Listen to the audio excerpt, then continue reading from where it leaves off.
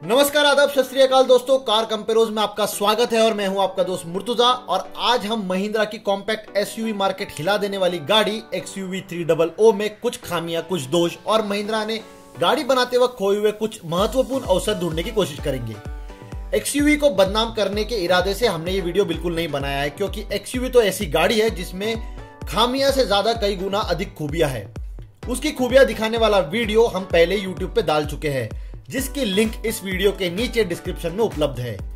XUV के feature देखकर जलने वाले प्रतिस्पर्धी जल्द से जल्द अपनी मिनी SUVs में वो फीचर्स डाल के उनके टॉप एंड वेरिएंट्स को लॉन्च करेंगे। इसी दौरान अगर महिंद्रा भी उसकी गाड़ी में कुछ गिने चुने बदलाव कर देगा तो वह श्रेणी में अपना दबदबा कायम रख पाएगा। तो XUV में ऐसे कौन से ऐब है जो महिंद्रा को जल्द से जल्द सुधार देने चाहिए, ये देखते हैं कार कंपेरोज के नए XUV दोष वीडियो में।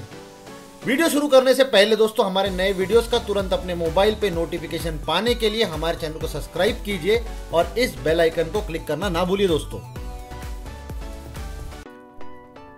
तो श्रेणी में सबसे पहला नंबर है ऑटोमेटिक गियरबॉक्स का। दोस्तों, आज की तारीख में बिना ऑटोमेटिक पर्याय गाड़ी लॉन्च करना एक बहुत बड़ी गलती है। दिन ब दिन इस श्रेणी के ग्राहक ऑटोमेटिक गियरबॉक्स वाले मॉडल्स की ओर आकर्षित हो रहे हैं। क्रेटा में तो 30% से ज्यादा ग्राहक अब ऑटोमेटिक वेरिएंट ही खरीदते हैं। नेक्सन, ब्रेजा और इकोस्पोर्ट में भी ऑटोमेटिक मॉडल की खपत बढ़ती ही जा रही है। महिंद्रा भी XUV के AMT मॉडल को जल्द से जल्द लॉन्च करने वाले हैं, लेकिन हमें आशा है कि महिंद्रा इस बार TUV की तरह धीमा और गियर बदलते वक्त झटके देने वाला AMT नहीं लगाएगा। इस बार लॉन्च से पहले वो अच्छी तरह से उसको ट्यून करेगा, भले ही लॉन्च में 2 महीने की देरी क्यों ना हो। तो दोस्तों, दूसरी सबसे महत्वपूर्ण खामी है लो RPM पिकअप। XUV में ऑटोमेटिक विकल्प की सख्त जरूरत होने की एक और वजह है, वो ये है कि उसके इंजन में बहुत ज्यादा टर्बो लैग की समस्या है। 1500 सीसी से 300 न्यूटन मीटर टॉर्क निचोड़ने के लिए महिंद्रा ने उसमें एक विशाल टर्बोचार्जर लगाया है।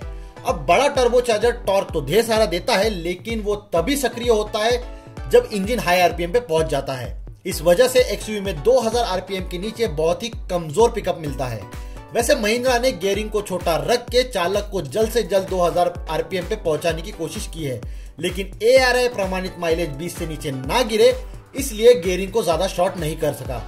पेट्रोल में तो डीजल से भी ज्यादा टर्बो लैग महसूस होता है, उसमें तो गियरिंग शैलो करने की भी महिंद्रा को कोई गुंजाइश नहीं थी। अगर AMT को अच्छे से ट्यून किया गया हो तो उसका TCU यानी कि ट्रांसमिशन कंट्रोल यूनिट खुद इंजन का RPM टर्बो लैग से बाहर रखता है और चालक को क्लच गियर रगड़ने की झंझट से भी बचाता रहता है। तो दोस्तों, तीसरी सबसे महत्वपूर्ण खामी जो कस्टमर पॉइंट ऑफ व्यू से है वो है अंदरूनी जगह और बूट स्पेस। बाहर से तो XUV सबसे चौड़ी और ऊंची सब 4 मीटर गाड़ियों में से एक है, लेकिन अंदर इतनी कम जगह देखकर हर कोई चौंक जाता है। दरअसल जब ये गाड़ी बनाई गई थी तब उसकी लंबाई 8 इंच लंबी थी। उस हिसाब से बोनट के आकार को बड़े इंजन लगाने की गुंजाइश रख के बनाया गया था, लेकिन महिंद्रा ने सैंगयोंग टिवोली की XUV 300 करने के लिए उसकी लंबाई 200 mm कम कर दी, मगर आगे की चासी और बोनेट छोटा नहीं किया, वरना उसे पूरी की पूरी चासी नई तरह से बनानी पड़ती। इसलिए उसने यात्री कक्ष को काट दिया। नतीजा ये कि पिछली सीट की नी रूम और बूट स्पेस दोनों ही श्रेणी में सबसे कम है। बूट स्पेस तो ब्रीजा, नेक्सॉन, इकोस्पोर्ट से 80-90 लीटर कम है, मगर वैगनआर और क्विड जैसी हैचबैक से भी साफ साफ छोटी है। बूट स्पेस इतनी कम है कि कम से कम छोटे आकार की ट्रॉली बैग फिट हो पाए, इसलिए महिंद्रा ने XUV में पार्सल शेल्फ भी नहीं दिया। याद रखना दोस्तों, 14 लाख रुपए देने के बाद भी आपको पार्सल शेल्फ जैसा मामूली फीचर इस गाड़ी में नहीं मिलने वाला। आगे बढ़ते हैं और बात करते हैं कुछ लापता फीचर्स की। वैसे तो महिंद्रा ने XUV में ढेर सारे फीचर भर भर के दिए हुए, लेकिन कुछ बेहद उपयुक्त फीचर्स देने भी रह गए हैं। मूड लाइटिंग, हीटेड मिरर और डुअल जोन AC जैसे बिना काम के फीचर देने की बजाय अगर ज्यादा उपयुक्त फीचर दिए होते तो ग्राहकों का फायदा भी हो जाता, गाड़ी की कीमत भी इतनी रहती और ऊपर से उसके प्रतिस्पर्धियों को वो और जम के टक्कर दे पाती। तो पहला फीचर जो XUV में जल्द से जल्द महिंद्रा ने देना चाहिए वो है टेलीस्कोपिक स्टीयरिंग एडजस्टमेंट। चालक को अपने हिसाब से उचित ड्राइविंग पोजीशन हासिल करने के लिए ये फीचर काफी मदद करता है। टिल्ट स्टीयरिंग यानी कि स्टीयरिंग को ऊपर नीचे एडजस्ट करने की सुविधा तो अधिकतर गाड़ियों में ही होती है, लेकिन टेलीस्कोपिक स्टीयरिंग वाली गाड़ियों में स्टीयरिंग को चालक के पास या दूर एडजस्ट किया जा सकता है। चालक के हाथ कितने लंबे हैं उस हिसाब से वह उसे आरामदायक लगने वाली ड्राइविंग पोजीशन में ला सकता है। दूसरा है वेंटिलेटेड सीट। जब से हुंडई ने नई वर्ना में ये लाजवाब फीचर दिया है, तब से अचानक ढेर सारे ग्राहकों को इस लाजवाब फीचर के बारे में पता चल गया है। क्रेटा ग्राहकों ने तो इसकी इतनी भारी मात्रा में मांग कर दी है कि कुछ दिन पहले हुंडई ने क्रेटा में ये फीचर ठूस दिया है। भारत जैसे ट्रॉपिकल देश में हवा में नमी दूसरे देशों से काफी ज्यादा रहती है। इसका नतीजा है पसीना, जो लेदरेट सीट वाली गाड़ियों में ज्यादा होता है। कई बार तो चालक का शर्ट पसीने से सीट बैग को चिपक जाता है। इस समस्या का लाजवाब इलाज होता है वेंटिलेटेड सीट। वैसे तो एक्सयूवी में इलेक्ट्रिकली एडजस्टेबल सीट भी नहीं दी हुई है, जो क्रेटा में और महिंद्रा की खुद की एक्सयूवी में उपलब्ध है। तो अब महिंद्रा को ये नए सीट विकसित कर देने चाहिए जिसमें ये दोनों चीजें एक साथ मिल जाए, फिर तो प्रतिस्पर्धियों की खैर ही नहीं है। अब बारी है कुछ अन्य फीचर्स की। एक्सयूवी में साधारण हेलोजन लैंप वाले प्रोजेक्टर हेडलैम्प की बजाय जेनॉन एचआईडी बल्ब वाले चमकीले हेडलैम्प होते तो मजा ही आ जाता। अंधेरे में ड्राइविंग करते वक्त ये हेलोजन प्रोजेक्टर थोड़े कमजोर लगते हैं। इसके अलावा सन फिल्म लगाने की मनाही होने के बाद रिट्रैक्टेबल सनशेड भी एक अनिवार्य फीचर हो गया है, क्योंकि यूरोप अमेरिका की तुलना में हमारे यहाँ कुछ ज्यादा ही तेज धूप होती है। और आखिर में दोस्तों टिकाऊपन और सर्विस। तो दोस्तों अब तक की सारी खामियां ऐसी है कि महिंद्रा चाहे तो 6-8 महीने में एक्सयूवी में ये सारे फीचर्स दे सकता है, लेकिन महिंद्रा की एक त्रुटि ऐसी है जिसे सुधारने में सालों साल कड़ी मेहनत करनी पड़ती है।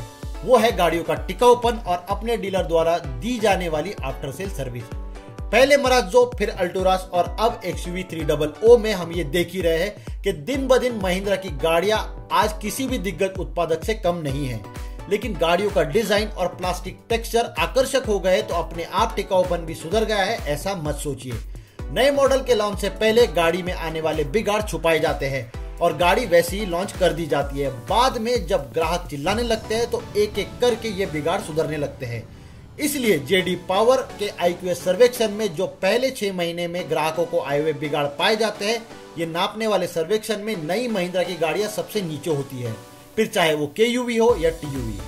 प्लांट से बाहर निकलती हुई गाड़ियों की गुणवत्ता पर महिंद्रा को कड़ी नजर रखनी चाहिए। सर्विस के मामले में पिछले 4-5 साल में काफी सुधारना जरूर हुई है, लेकिन महिंद्रा इससे कई गुना बेहतर सर्विस दे सकता है, इस बात में कोई संदेह नहीं है और हमें यकीन भी है।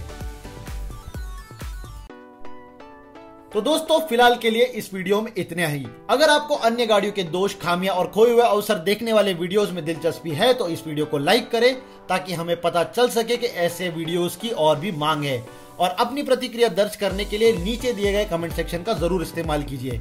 फिलहाल के लिए आपका ये दोस्त आपसे विदा लेता है। अगली बार जल्दी मुलाकात होगी दोस्तों कुछ नई गाड़ियों की खामियां और खुलासों के साथ। तब तक के लिए गुड बाय और धन्यवाद। आप देख रहे हैं कार कंपेरोज।